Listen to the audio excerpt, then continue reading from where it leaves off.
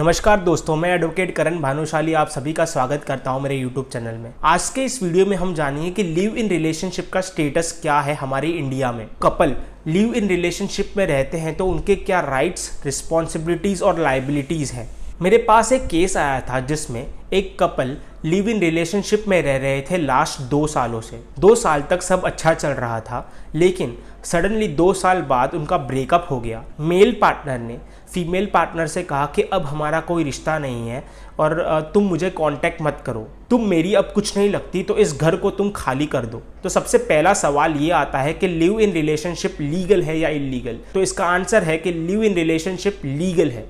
Supreme court ने कई बार अपनी जजमेंट्स में ये कहा है कि लिव इन रिलेशनशिप इंडिया में लीगल है अगर कपल्स अपनी कंसेंट से साथ में रह रहे हैं। इसकी एक इंपॉर्टेंट लैंडमार्क जजमेंट है Lata Singh versus state of UP year 2006। इसमें कहा गया है कि live in relationship is not a crime if both are the consenting adults. तो दूसरा सवाल ये आता है कि क्या सारे ही लिव इन रिलेशनशिप के कपल को इक्वल राइट्स मिलते हैं। तो ये हम आगे जानेंगे। इस वीडियो में हम बात करेंगे कि लिव इन रिलेशनशिप में जो फीमेल है, जो लेडी है, उसके क्या राइट्स होंगे। जब 6 महीने से ज्यादा कोई कपल साथ में रहते हैं और वो मैरिज जैसा रिलेशन मेंटेन करते हैं तो उसे relationship in nature of marriage कहा जाएगा। लिव इन पार्टनर वाइफ नहीं होती, लेकिन उसे वाइफ जैसा दर्जा मिलता है। उसके पास सारे राइट्स होते हैं जो एक वाइफ के पास होते हैं, स्पेशली अगर वो फाइनेंशियली डिपेंडेंट है ऑन मेल। वो डोमेस्टिक वायलेंस एक्ट में प्रोटेक्शन ले सकती है, वो मेंटेनेंस डिमांड कर सकती है, फिजिकल असॉल्ट और अबंडनमेंट पर लीगल कंप्लेंट फाइल कर सकती है। अब हम बात करते हैं रेसिडेंशियल फ्लैट प्रॉपर्टी और एविक्शन पर,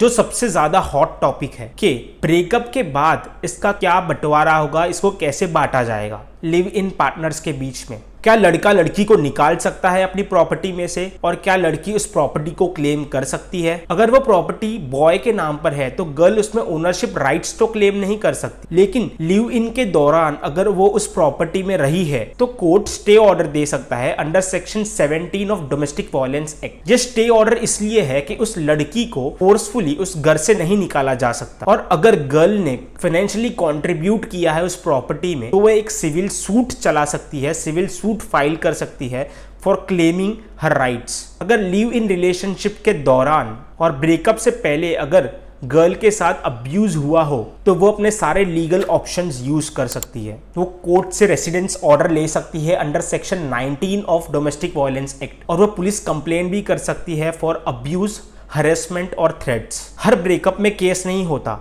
लेकिन जब वायलेंस, एक्सप्लॉइटेशन और फ्रॉड हुआ हो तब ये अप्लाई होगा। ईयर 2021 में दिल्ली हाई कोर्ट ने ये कहा, even in live in relationship a woman can not be treated as tissue paper. अगर उसने अपना टाइम, मनी और इमोशंस इन्वेस्ट किए हैं तो उसके भी लीगल राइट्स हैं। एक केस में लिव इन रिलेशनशिप के ब्रेकअप के बाद लड़के ने लड़की को घर से निकाल दिया। उसी केस में कोर्ट ने ऑर्डर पास किया कि लड़की उस घर में तब तक रहेगी जब तक उसे अल्टरनेट अकोमोडेशन नहीं मिलता। चलिए अब इस वीडियो का कंक्लूजन निकालते हैं। लिव इन रिलेशनशिप इलीगल नहीं है, लेकिन उसमें भी राइट्स और लीगल लिमिट्स होती हैं। आपको अपने लीगल राइट्स पता होने चाहिए ताकि आप कल जाकर विक्टिम ना बने। अगर ये वीडियो आपको हेल्पफुल लगा हो तो इस वीडियो को लाइक, शेयर करिए और सब्सक्राइब करना ना भूले हमारे चैनल को, ताकि इस तरह के वीडियोस मैं आपके लिए लाता रहूं। चलिए मिलते हैं अगले वीडियो में, तब तक के लिए जय हिंद।